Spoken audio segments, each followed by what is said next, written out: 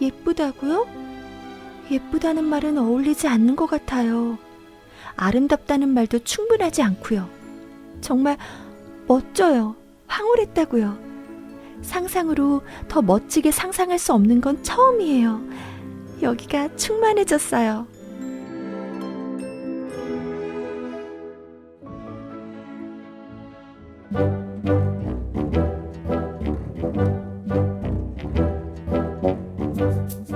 루시모드 몽고메리의 빨강머리 앤.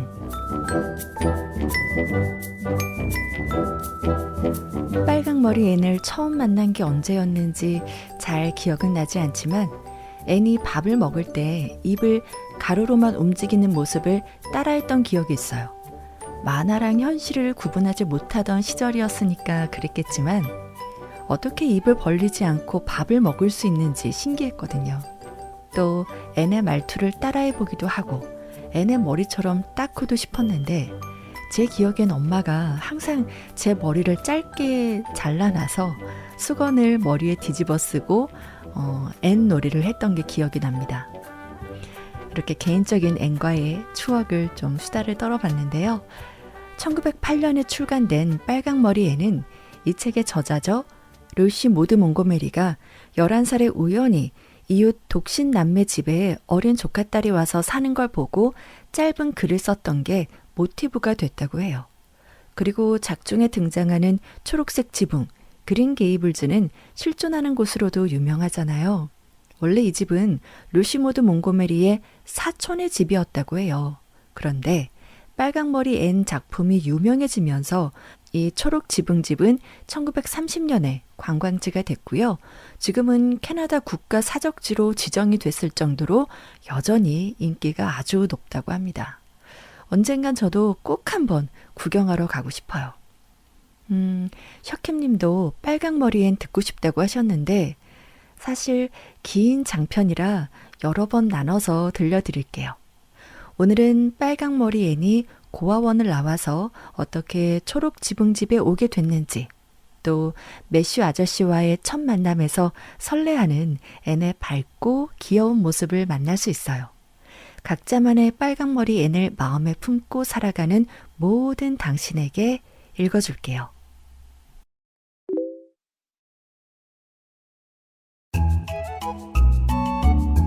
1장 레이첼 린드 부인 깜짝 놀라다.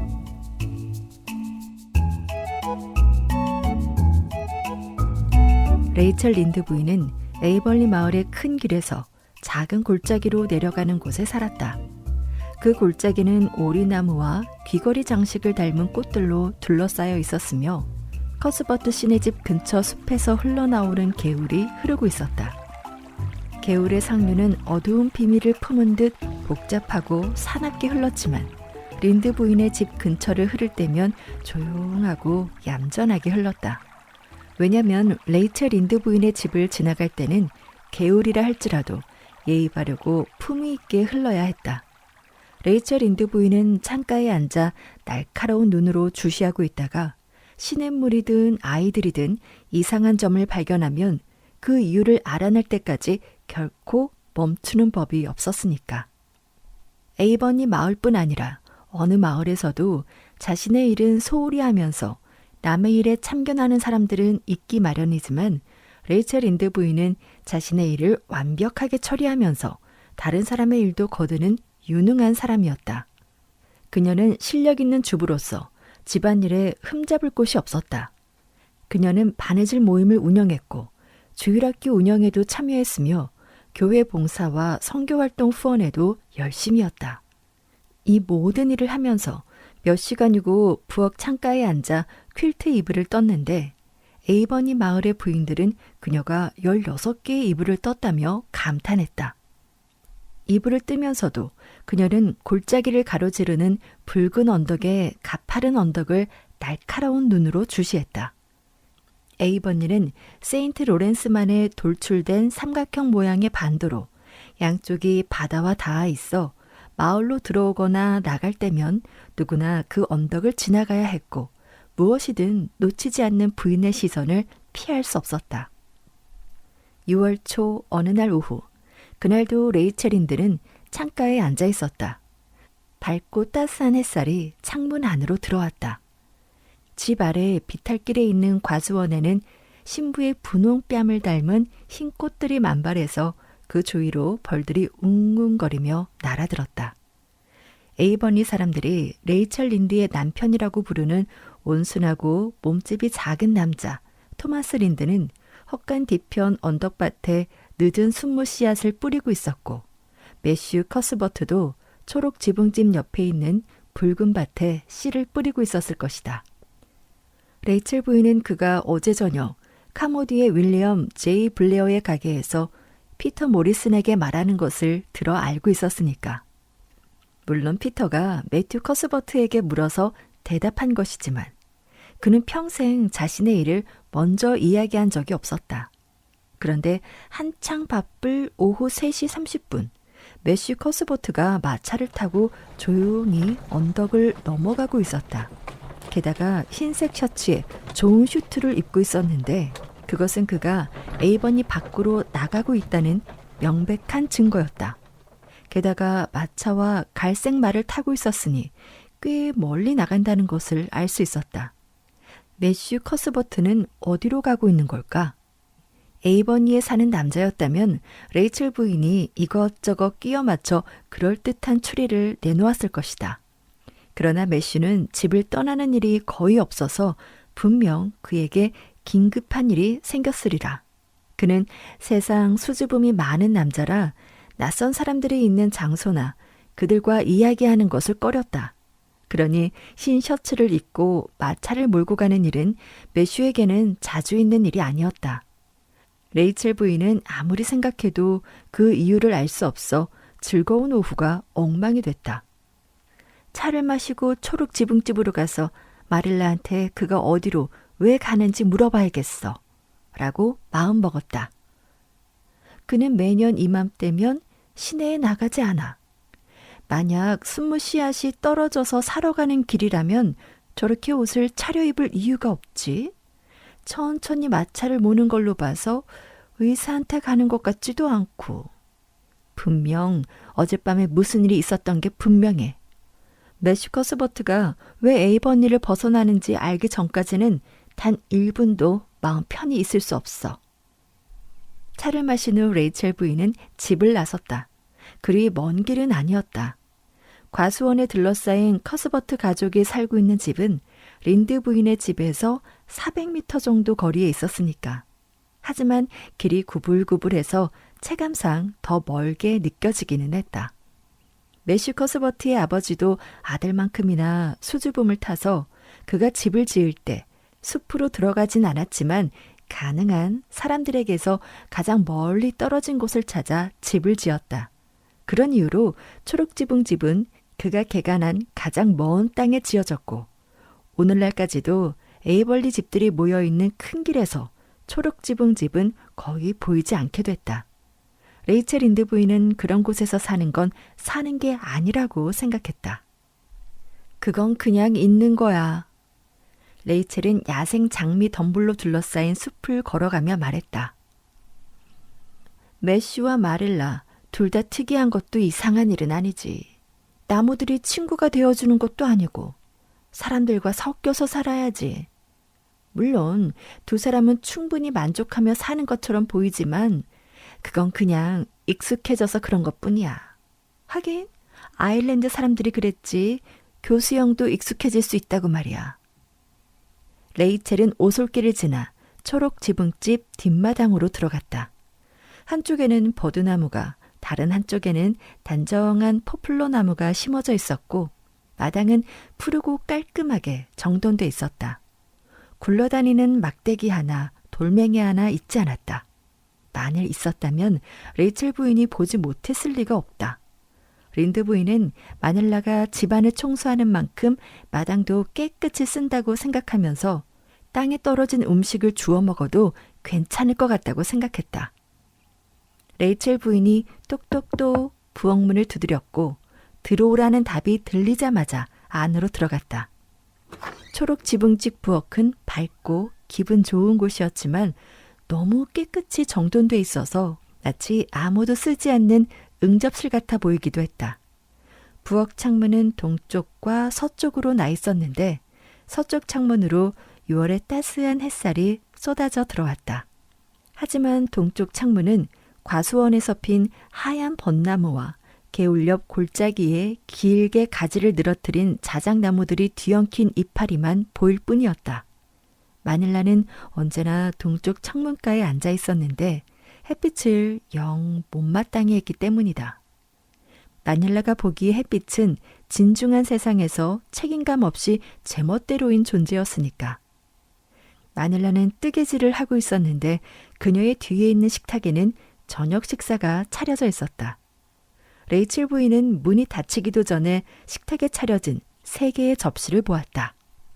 마닐라와 매슈는 함께 저녁을 먹을 누군가를 기다리고 있는 것이었다. 하지만 매일 쓰는 접시에 사과잼과 한 종류의 케이크만 놓여 있는 걸로 봐서 중요한 손님은 아니라는 걸 알 수 있었다. 그렇다면 매슈의 흰 셔츠와 갈색 말은 뭐지? 레이첼 부인은 조용하고 수수께끼라고는 없던 초록 지붕집의 뜻밖의 수수께끼로 혼란스러워했다. 안녕하세요, 레이첼. 마닐라가 활기차게 말했다. 저녁 날씨가 참 좋아요. 가족들은 잘 지내죠? 마닐라 커스버트와 레이첼 부인은 공통점이라곤 전혀 없었기 때문에 우정이라고 밖에는 달리 표현할 말이 없었다.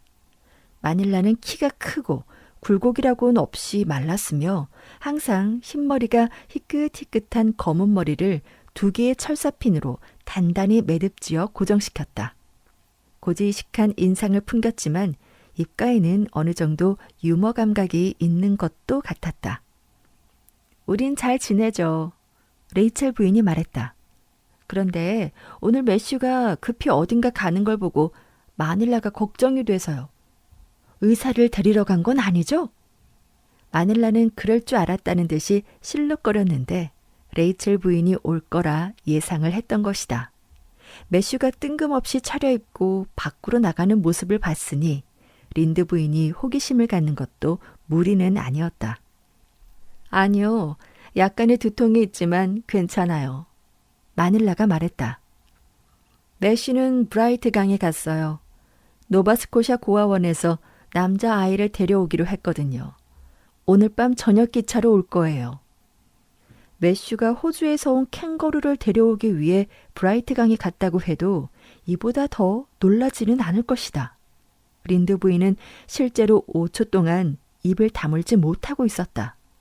마닐라가 자신을 놀리고 있다고 생각하진 않지만 린드 부인은 그렇게 생각하지 않을 수 없었다. 마닐라, 진심이에요? 레이첼이 겨우 정신을 차리고 물었다. 그럼요.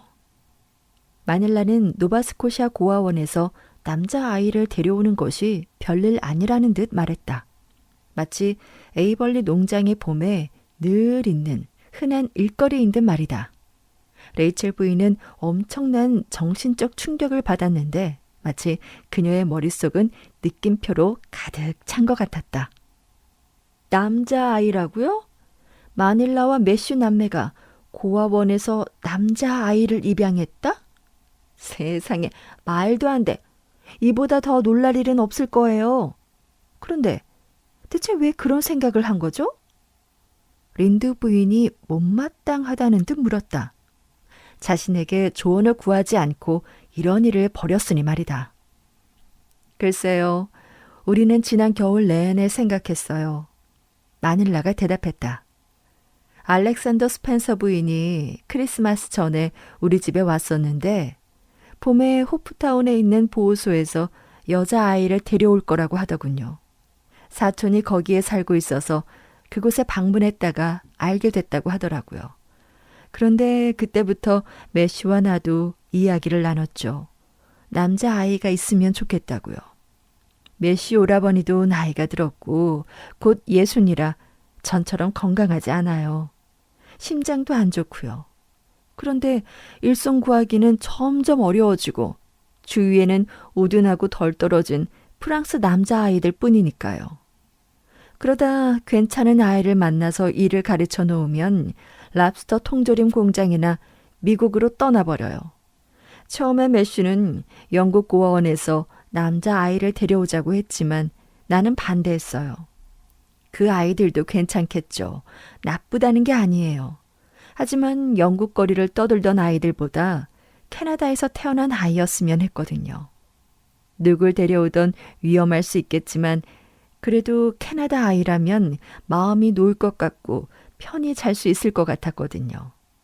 그래서 스펜서 부인에게 여자아이를 데리러 갈 때 우리 아이도 부탁을 했어요. 그런데 지난주에 스펜서 부인이 간다고 하길래 카모디에 사는 사촌에게 말을 전해달라고 했죠. 10살이나 11살 정도의 영리하고 쓸만한 남자아이를 데려와 달라고요. 그 정도 나이가 딱 좋을 것 같다고 생각을 했어요. 당장 집안일을 하는데 도움이 되고 아직 어려서 제대로 가르칠 수 있으니까요. 우리는 아이들에게 좋은 가정을 만들어주고 학교도 보낼 생각이에요. 그런데 오늘 우체부가 정보를 가져왔는데 오늘 저녁 5시 30분 기차를 타고 도착한다고 하더군요. 그래서 매슈가 아이를 데려오기 위해서 브라이트 강으로 갔어요. 스펜서 부인은 그 역에 아이를 내려주고 화이트 샌즈역까지 가야 하니까요. 레이첼 부인은 자신의 생각을 말하는데 자부심이 있었다. 그래서 이 놀라운 소식을 듣고 마음을 진정한 후 자신의 생각을 말하기 시작했다. 마닐라? 아주 어리석고 위험한 일이라고 생각을 해요. 두 분은 지금 자신들이 뭘 하고 있는지 모르는 것 같아요. 낯선 아이를 집에 데려오는데 그 아이에 대해서 아는 게 하나도 없잖아요. 그 아이의 성격이나 아이의 부모, 또 아이가 나중에 어떻게 자랄지도 모르고요. 지난주 신문 못 봤어요? 섬 서쪽에 사는 어느 부부가 고아원에서 남자아이를 데려왔는데 그 아이가 밤에 집에 불을 질러서 침대에서 죽을 뻔했대잖아요. 또 어떤 집은 입양한 아이가 날달걀을 빨아먹는데 그러지 말라고 해도 버릇을 고칠 수 없었대요. 마닐라, 미리 나한테 상의했다면 그런 생각은 하지 말라고 말렸을 거예요.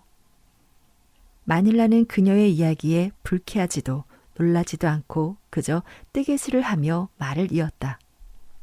레이첼 말에 일리가 있다는 건 나도 알아요. 나도 걱정됐지만 매슈가 원하는 것 같아서 내가 포기했어요. 매슈가 뭘 원하는 일이 드물어서 이럴 땐 내가 물러서는 게 좋겠다고 생각을 한 거예요. 그리고 위험한 문제라면 이 세상 모든 일에는 위험이 따르죠. 자기 아이를 낳는다고 해도 그 아이가 항상 잘 자라는 건 아니고요. 그리고 노바스코샤는 우리 섬과 가까워서 영국이나 미국에서 데려오는 아이와는 다를 거예요. 우리와 크게 다르지 않을 거라고 생각을 해요. 글쎄요, 잘 됐으면 좋겠네요. 레이첼 부인은 도굴적인 불만과 의심을 드러내는 투로 말했다.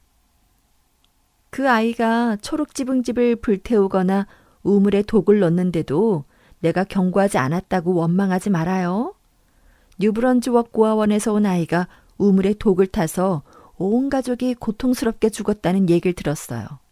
물론 그 아이는 여자애였지만요. 우린 여자아이를 데려오는 게 아니에요. 마닐라가 우물에 독을 넣는 것은 여자아이의 짓이니 남자아이는 걱정할 것 없다는 듯이 말했다. 나는 여자아이를 데려오는 건 꿈에도 생각하지 않아요. 스펜서 부인은 왜 여자아이를 데려오는지 궁금하네요.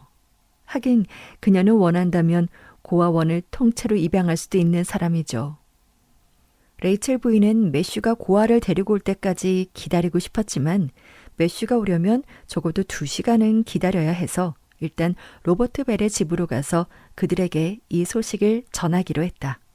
이 소식은 사람들을 놀라게 할 것이며 레이첼 부인은 사람들을 놀래키는 걸 아주 좋아했다. 마닐라는 레이첼 부인이 부정적인 이야기를 늘어놓아 의심과 두려운 생각이 들었는데 그녀가 초록지붕집을 떠나자 그제야 마음이 안심됐다. 세상에 이런 일이 벌어지다니 꿈꾸는 기분이야. 레이첼 부인이 오솔길에 이르자 소리내 말했다. 아이가 너무 불쌍해. 매슈와 마닐라는 아이에 대해선 아무것도 모르니까 그 아이가 할아버지보다 똑똑하고 의젓할 거라고 생각하는 거 아니야? 그 아이에게 할아버지가 있었는지도 모르겠지만 아무튼 초록지붕집에 어린아이가 온다는 게 너무 이상해. 그 집에는 아이가 있었던 적이 한 번도 없었는데 말이야. 그 집이 지어졌을 때 매슈와 마닐라는 벌써 어른이었으니까. 두 사람이 아이였을 때가 있었다는 게 상상도 안 돼. 난 그 고아 입장이 되고 싶지 않지만 아무튼 그 아이가 너무 불쌍해.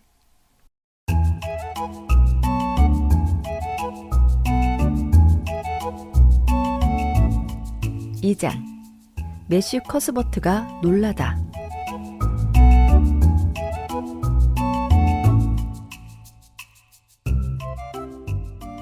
매슈 커스버트와 갈색말은 브라이트역까지 12km를 기분 좋게 달렸다. 아늑한 농장 사이로 난 아름다운 길에는 때때로 전나무 숲에서 불어오는 향긋한 향기가 불어왔으며 자두나무가 꽃을 피운 골짜기를 지나가기도 했다. 과수원에서는 사과들이 내뿜는 숨결로 공기는 달콤했고 초원 저 멀리 진주빛과 보랏빛 안개가 깔려 있었다. 그리고 작은 새들은 마치 여름이 오늘 하루인 것처럼 노래했다. 매슈는 여성들을 만나 고개를 숙여 인사하는 순간을 제외하고는 나름의 방식으로 드라이브를 즐겼다. 프린스 에드워드 섬에서는 아는 사람이건 모르는 사람이건 길에서 누군가를 만나면 고개를 숙여 인사를 해야 했기 때문이다. 매슈는 마닐라와 레이첼 부인을 제외한 모든 여자들을 두려워했는데 그들이 자신을 보고 몰래 비웃는 것 같아 불편했기 때문이다. 그런 그의 생각은 어느 정도 옳을지도 모른다. 왜냐하면 그는 특이하긴 했으니까. 그는 볼품없는 외모에 긴 회색 머리는 구부정한 어깨까지 내려와 있었고 20살 때부터 길러온 덥수룩한 갈색 턱수염을 기르고 있었다. 사실 그는 흰머리만 빼면 20살 때도 60살 같아 보였다. 그가 브라이트 강에 도착했을 때 기차는 보이지 않았다. 그는 자신이 너무 일찍 도착했다고 생각해 브라이트 강 호텔 마당에 말을 묶은 뒤 역으로 향했다. 긴 플랫폼은 텅 비어 있었는데 유일하게 눈에 띈 사람이라곤 플랫폼 맨 끝에 판자더미 위에 앉아있는 소녀였다.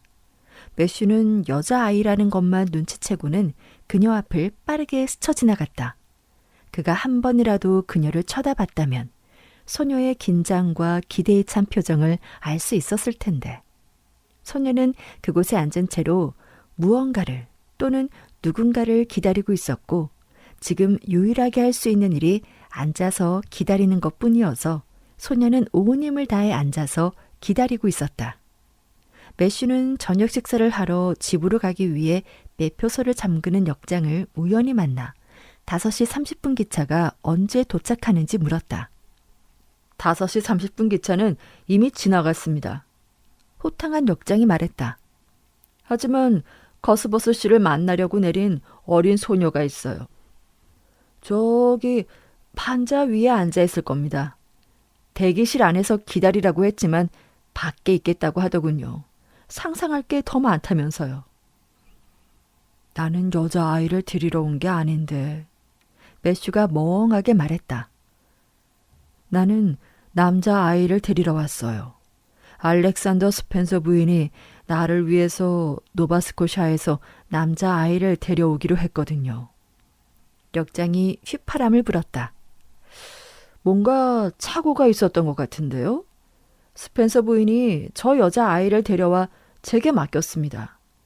커스버트 씨와 당신 여동생이 고아원에서 여자아이를 입양했는데 곧 당신이 와서 여자아이를 데려갈 거라고 했어요. 이게 제가 알고 있는 전부입니다. 여기 숨겨놓은 다른 고아는 없어요. 이해할 수가 없군요. 매슈는 힘없이 말하고는 마닐라가 이 상황을 해결해 주기를 바랬다. 글쎄요. 여자아이에게 물어보는 게 좋지 않을까요? 역장이 무덤덤하게 말했다. 입이 있으니 상황을 설명할 수 있겠죠. 어쩌면 고아원에 커스버트 씨가 원하던 남자아이가 없었을지도 모르고요. 역장은 배가 고팠는지 서둘러 역을 떠났고 불쌍한 매쉬는 사자굴에 들어가 사자의 수염을 뽑는 것보다 어려운 일을 해야 했다. 낯선 소녀, 고아 소녀, 그 소녀에게 너는 왜 남자아이가 아닌지 물어봐야 했다. 매쉬는 뒤돌아서 속으로 신음소리를 내며 소녀를 향해 천천히 다가갔다. 소녀는 그가 자신을 지나칠 때부터 그를 지켜보고 있었고 지금은 그에게서 눈을 떼지 않았다. 매쉬는 소녀를 쳐다보지 않았다. 그가 소녀를 보았더라도 소녀가 어떤 모습인지는 알지 못했을 것이다. 하지만 평범한 사람의 눈에 소녀는 이렇게 보였을 것이다. 11살쯤 된 아이가 누런빛이 감도는 회색의 아주 작고 꽉 끼는 볼품없는 드레스를 입고 있었고 빛바랜 갈색 세일러 모자를 쓰고 있었으며 순많은 빨간 머리는 양갈래로 따아 모자 아래 등까지 뻗어 있었다.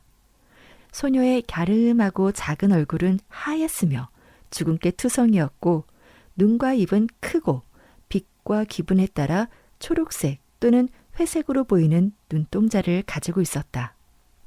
평범한 사람이라면 이 정도로 보았을 것이고 좀 더 예리한 관찰자라면 턱은 뾰족하고 큰 눈은 활기차며 다정하고 달콤한 입술과 넓은 이마를 가지고 있다는 걸 알아보았을 것이다. 다시 말해 통찰력 있는 예리한 관찰자라면 수줍음 많은 매슈가 터무니없이 두려워하는 오갈 데 없는 이 소녀의 몸에 평범하지 않은 영혼이 살고 있다는 결론을 내렸을 것이다. 하지만 다행히도 매슈는 소녀에게 먼저 다가가 말을 걸지 않아도 됐다. 소녀가 초라하고 낡은 가방을 들고 일어나 다른 한 손을 그에게 내밀었으니까. 초록색 지붕집에 사는 커스버트신가요? 소녀가 유난히 맑고 달콤한 목소리로 물었다. 만나 뵙게 돼서 기뻐요. 혹시 날 데리러 오지 않으시면 어쩌나 두려워지면서 오시지 못하는 이유에 대해서 별의별 상상을 다 하고 있었거든요. 만약 오늘 밤 저를 데리러 오시지 않는다면 전 길을 따라 모퉁이에 있는 커다란 벚나무 위로 올라가서 밤을 새기로 결심했어요. 전 두렵지 않았어요. 벚꽃나무 위에서 달빛을 받으며 자는 것도 멋질 거라고 생각했거든요. 그렇지 않나요? 대리석으로 된 방에서 잔다고 상상할 수도 있죠. 오늘 밤 데리러 오시지 않으신다면 다음날 아침엔 꼭 오실 거라고 믿었거든요. 매슈는 앙상한 소녀의 손을 어색하게 잡고 마음의 결정을 내렸다. 반짝이는 눈빛을 한 아이에게 뭔가 실수가 있었던 것 같다고 차마 말할 수 없었다. 일단 소녀를 집으로 데려가 마닐라에게 해결하게 할 작정이었다.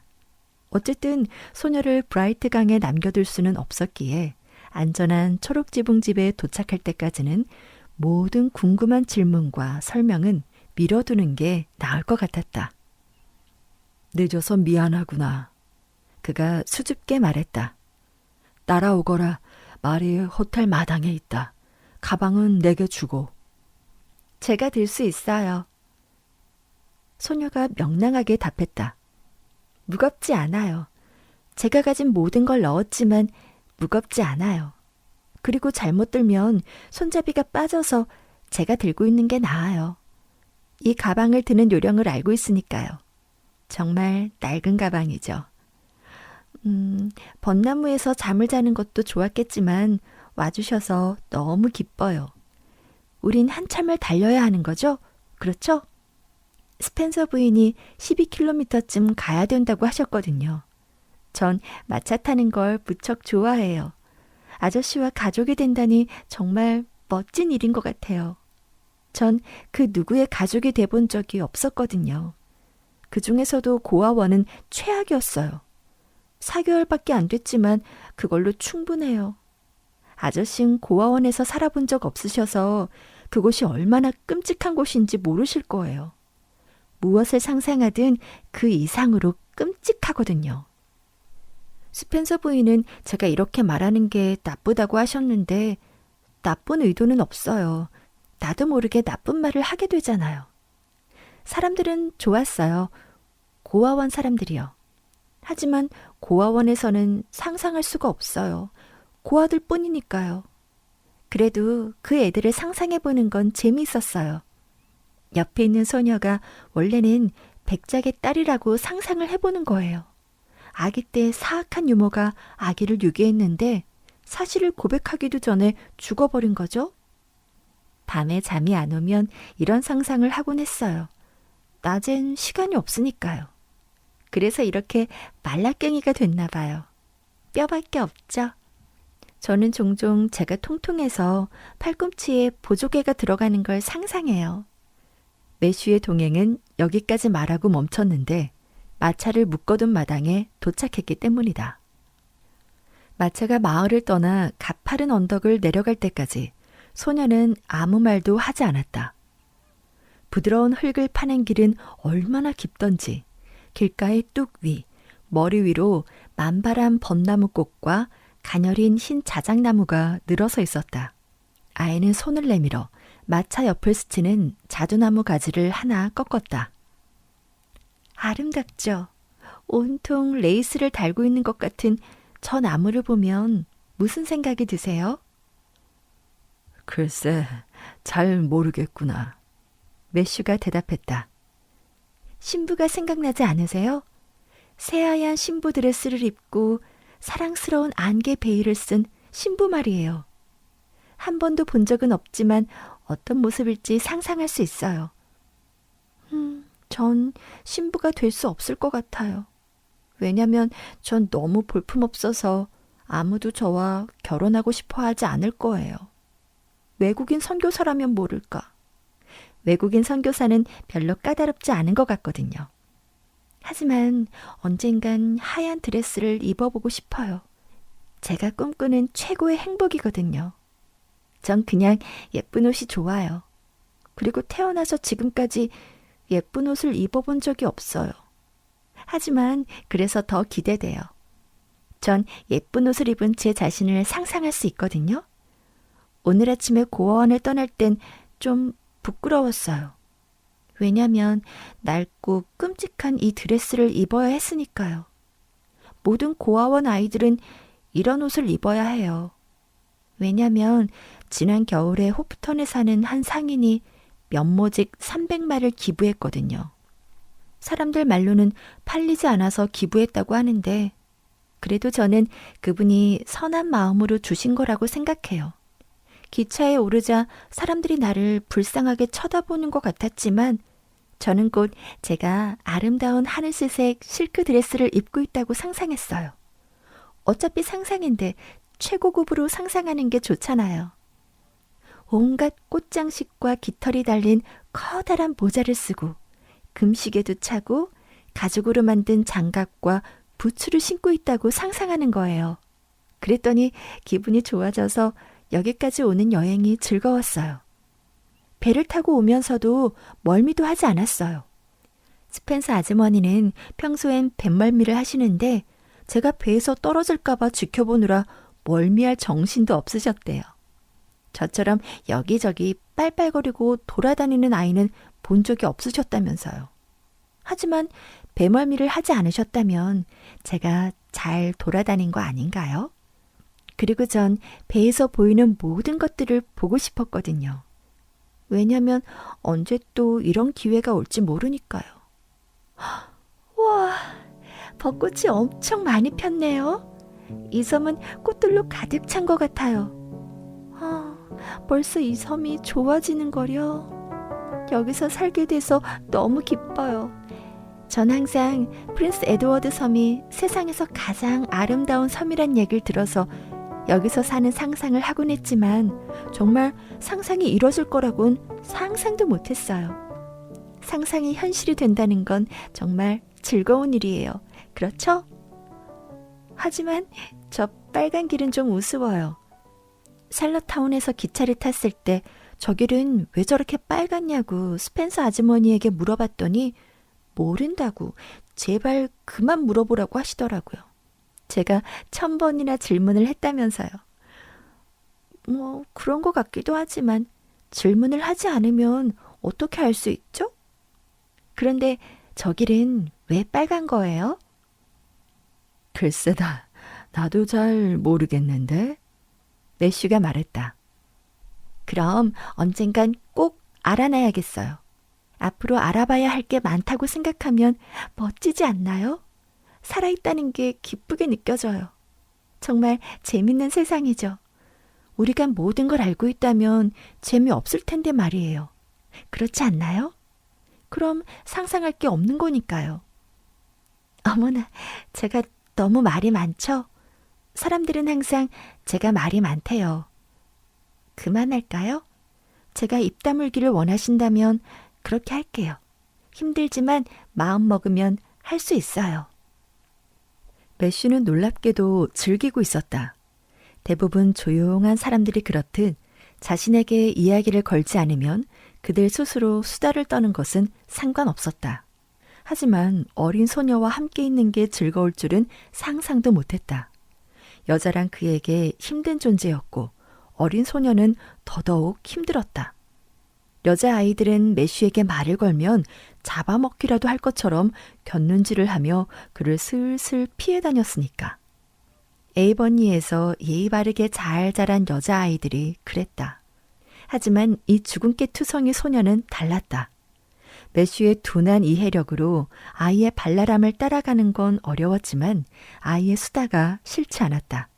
그래서 그는 평소처럼 수줍게 말했다. 얼마든지 얘기해도 괜찮다. 난 상관없어. 와, 정말 기뻐요. 아저씨랑 저는 잘 맞는 것 같아요. 아이들은 눈에 보이는 곳에 있어도 아무 말도 하지 않아야 한다는 잔소리를 듣지 않고 말하고 싶을 때 할 수 있다니 정말 안심돼요. 사람들은 제가 거창한 말을 쓴다며 비웃는데 거창하게 생각하면 거창하게 말을 하게 되는 거 아닌가요? 그렇지 않나요? 그래, 그런 거 같구나. 매슈가 말했다. 스펜서 아주머니는 제 혀가 입안 가운데 동동 떠 있는 것 같대요. 하지만 그렇지 않아요. 한쪽 끝에 단단히 고정되어 있다고요. 그리고 아주머니는 아저씨네 집이 초록 지붕집이라고 부른다고 알려주셨어요. 그래서 그 이유를 여쭤보니 주변에 나무들이 많다고 하시더라고요. 전 정말 기뻤어요. 나무가 좋거든요. 고아원에는 나무가 없어요. 앙상한 작은 나무 몇 그루뿐이죠. 그 나무들도 고아 같아 보여서 나무를 보고 있으면 슬퍼져요. 그래서 나무들에게 이렇게 말하곤 했어요. 불쌍한 나무들아.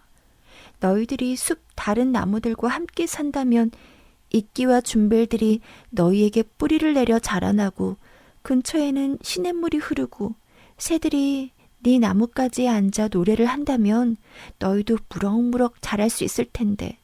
그렇지? 하지만 여기선 그럴 수가 없구나.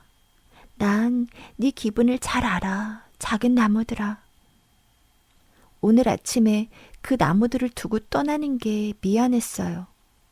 아저씨도 그런 것들에 정이 든 적 있지 않아요? 그런데 초록 지붕집 근처에 개울이 있나요? 스펜서 아주머니에게 물어본다는 걸 깜빡했어요. 그래. 집 아래쪽에 있단다. 와, 멋져요. 저는 늘 냇가 근처에 사는 게 꿈이었는데 정말로 꿈이 이루어질지는 몰랐어요. 꿈이 이루어지는 게 쉬운 건 아니잖아요. 그렇죠? 그런데 꿈이 현실이 되다니. 저는 지금 거의 완벽하게 행복해요. 완전히 행복해질 수 없는 이유는 이게 무슨 색인 것 같아요? 소녀는 어깨 위에 걸치고 있던 길고 윤기 나는 따은 머리를 휙 닦아채 매슈의 눈앞에 들이밀었다. 매슈는 여자들의 머리 색깔을 구분하는 데 서툴렀지만 이번만큼은 의심의 여지가 없었다. 빨간색이로구나. 매슈가 말했다. 소녀는 따은 머리를 뒤로 넘기며 발끝에서부터 끓어오르는 듯한 한숨과 모든 슬픔을 쏟아냈다. 네, 빨간색이에요. 소녀가 체념한 듯 말했다. 이제 제가 왜 완벽하게 행복해질 수 없는지 아시겠죠? 빨간 머리를 가진 사람은 행복할 수 없어요. 전 다른 건 신경 쓰지 않아요. 죽은 깨, 초록눈, 그리고 빼빼 마른 것도요. 그건 상상으로 얼마든지 바꿀 수 있으니까요. 장밋빛 피부와 반짝이는 보라색 눈동자를 가졌다고 상상할 수 있어요. 하지만 빨간 머리카락만은 안 돼요. 최선을 다해봤지만요. 나는 까마귀 검은 날개처럼 검고 아름다운 머리카락을 가지고 있어. 하지만 난 빨간 머리란 걸 잊을 수가 없어요. 그래서 슬프죠. 내 평생의 슬픔이 될 거예요. 언젠가 책에서 평생 슬픔을 가진 소녀의 이야기를 읽은 적이 있는데 빨강 머리 때문이 아니었어요. 그녀는 금발이었고 머리카락이 설화석고 같은 이마에서부터 등까지 흘러내렸어요. 그런데 설화석고가 뭐예요? 전 모르겠던데. 아저씨는 알아요? 글쎄다, 나도 모르겠구나.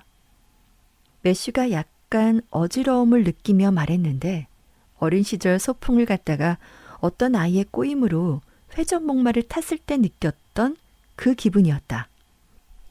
그 여자아이는 여신처럼 아름다웠다고 했으니까 모르긴 몰라도 좋은 말일 거예요. 여신처럼 아름답다면 어떤 기분일지 상상해 보셨나요? 아니, 해본 적 없다. 매슈가 순진하게 말했다. 전 자주 상상해 봤어요.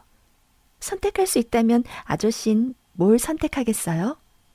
눈부시게 아름다운 거랑 엄청나게 똑똑한 거랑 천사처럼 착한 거랑. 글쎄다, 모르겠구나.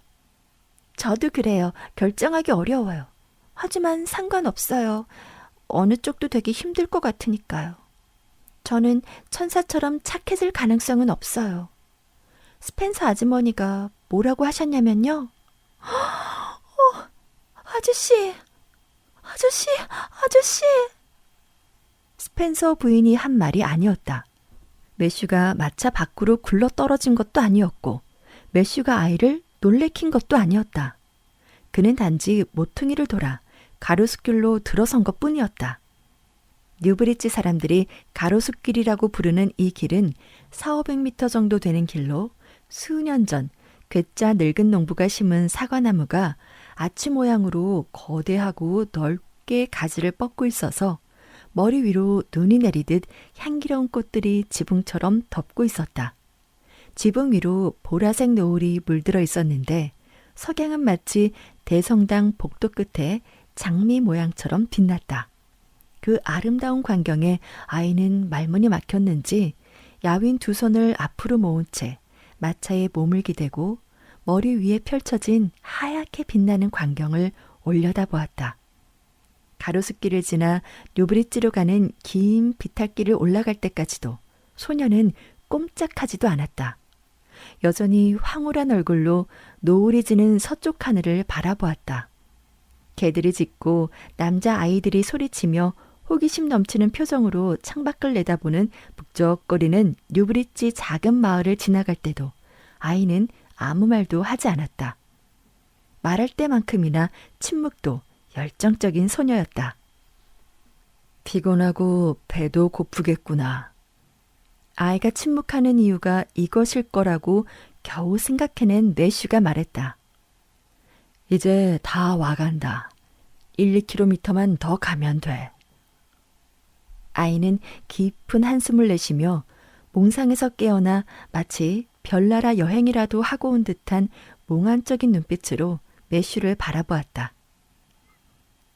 커스버트 아저씨, 방금 우리가 지나온 하얀 길은 뭐라고 불러요? 매슈가 잠시 생각하고 말했다. 가로수길을 말하는구나. 예쁜 길이지. 예쁘다고요? 예쁘다는 말은 어울리지 않는 것 같아요. 아름답다는 말도 충분하지 않고요. 정말 멋져요. 황홀했다고요. 상상으로 더 멋지게 상상할 수 없는 건 처음이에요. 여기가 충만해졌어요. 소녀는 한 손을 그녀의 가슴에 얹고 말했다. 약간의 통증이 느껴지지만 기분 좋은 통증이에요. 아저씨도 이렇게 아픈 적이 있었나요? 글쎄다. 그래 본 적이 없는 것 같구나. 전 자주 그래요. 눈부시게 아름다운 것들을 볼 때마다요. 그런데 그 사랑스러운 길을 그냥 가로수길이라고 부르다뇨. 그 이름은 아무 의미가 없잖아요. 그 길은 환희의 하얀 길이라고 불러야 돼요. 상상력이 풍부해지는 이름 아닌가요? 저는 장소나 사람 이름이 마음에 들지 않을 때 항상 새로운 이름을 상상해서 부르곤 해요. 고아원에 있을 때 헵지바 젠킨스라는 소녀가 있었는데 전 항상 그 아이를 로젤리아 드리버라고 상상했어요. 다른 사람들이 가로수길이라고 불러도 전 환희의 하얀 길이라고 부를래요. 집에 도착하려면 1km밖에 안 남았나요? 기쁘기도 하고 아쉽기도 해요. 지금까지 오는 길이 너무 즐거웠는데 끝나버리면 아쉽잖아요. 더 즐거운 일이 있을지도 모르지만 확실하진 않잖아요. 사실 즐겁지 않을 때가 더 많죠. 어쨌든 전 그랬어요. 하지만 집에 갈 생각을 하니 너무 기뻐요. 있잖아요. 전 집에서 살아본 적이 없거든요. 그래서 진짜 집에 간다고 생각하니 또 기분 좋은 통증이 느껴져요. 와, 저기 예쁘지 않아요? 그들이 탄 마차가 고개를 넘어가자 길고 구불구불한 강처럼 보이는 연못이 있었다. 연못 중간에 다리가 하나 걸쳐져 있었는데 그 아래쪽에는 호박색 모래 언덕이 짙푸른 바닷물과 연못을 갈라놓고 있었다. 물은 가지각색의 빛으로 출렁거리고 있었는데 장밋빛과 오묘한 초록빛, 이제껏 어떤 색으로 이름 붙여진 적이 없는 신비로운 색으로 빛나고 있었다. 다리 위 연못은 전나무와 단풍나무 숲으로 둘러싸여 어두운 그림자 속에서 반투명하게 놓여 있었다. 여기저기 뚝 위에 서 있는 자두나무가 연못을 향해 몸을 내밀고 있어 하얀 옷을 입은 소녀가 연못에 자기 모습을 비춰보고 있는 것 같았다. 연못 늪지대에서는 애절하고 감미로운 개구리들의 합창 소리가 들려왔다. 연못 너머 사과밭 근처에는 작은 회색집이 보였는데 아직 어둡지는 않았지만 창문에서 빛이 새어나오고 있었다. 베리 연못이란다. 매슈가 말했다. 전 그 이름도 마음에 안 들어요. 저는 빛나는 물의 호수라고 부를래요. 짜릿한 기분이 드는 걸 보니 이 이름이 딱이에요. 꼭 맞는 이름이 떠오르면 기분이 짜릿해지거든요. 아저씨는 짜릿해 본 적 있어요? 매슈는 곰곰이 생각했다. 글쎄다. 그래. 오이밭에 널려있는 못생긴 군뱅이를 보면 짜릿하지. 쳐다보기도 싫거든. 에이, 그런 짜릿함과는 다르죠. 그게 똑같다고 생각하세요? 빛나는 물의 호수와 그 벌레는 별로 연관성이 없는 것 같아요. 그렇지 않나요? 그런데 왜 사람들은 베리의 연못이라고 불러요? 저기 위에 베리 씨가 살고 있어서 그런 것 같구나. 비탈길 과수원집이라고 부른단다. 뒤에 큰 덤불만 아니었다면 여기서 초록 지붕집을 볼 수 있었을 게다. 하지만 우리는 다리를 건너 옆으로 돌아가야 하지.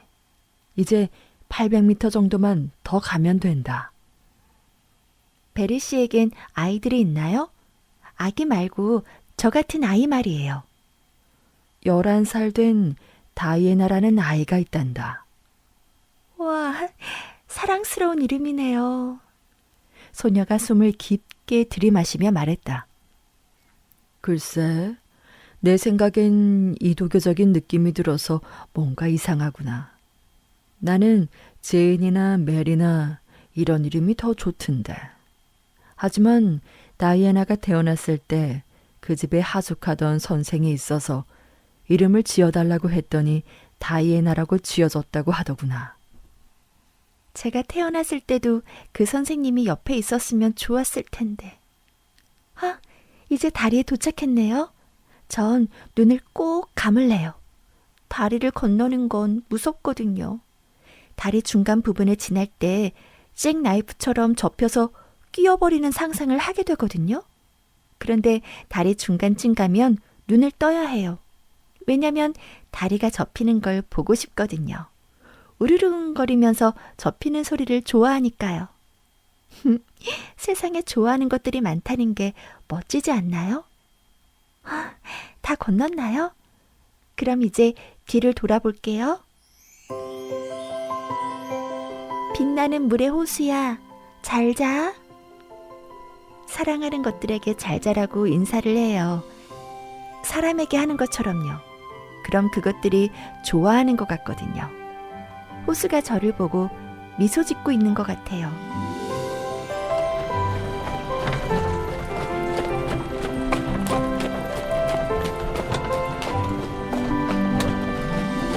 마차가 언덕길을 올라 모퉁이를 돌았을 때 매슈가 말했다.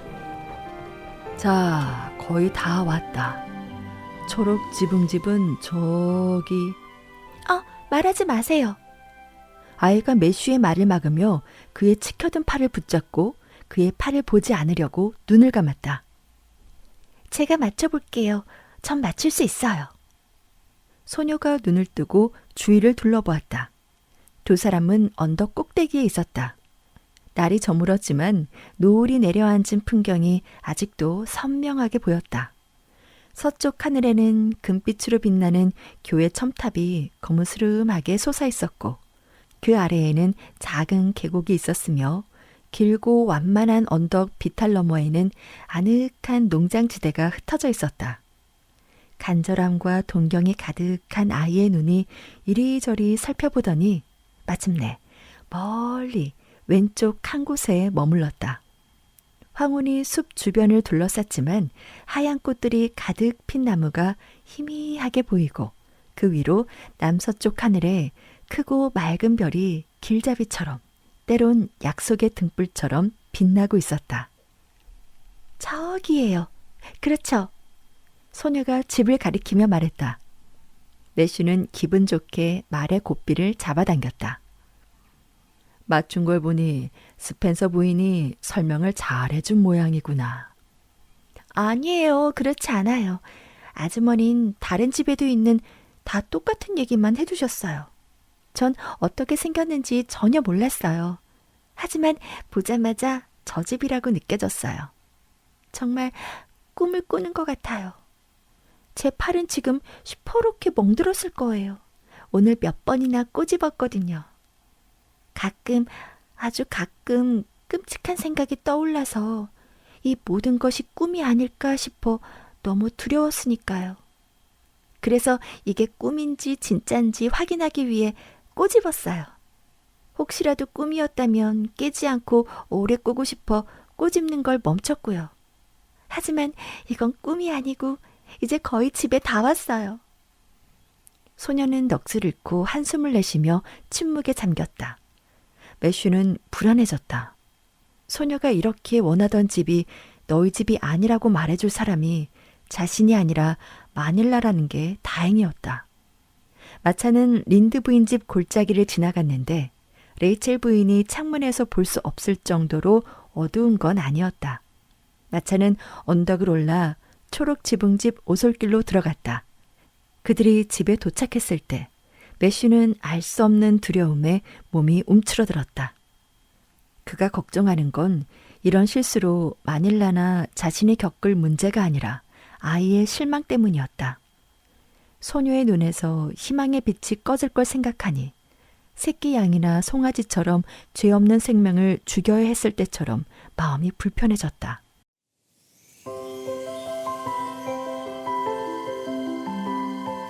마차가 마당에 들어섰을 때 포플러 나뭇잎들이 사방에서 바스락거렸다. 나무들이 잠꼬대를 하고 있어요. 멋진 꿈을 꾸나 봐요. 소녀가 말했다. 그리고는 자신의 모든 것이 담긴 가방을 들고 매슈를 따라 집으로 들어갔다.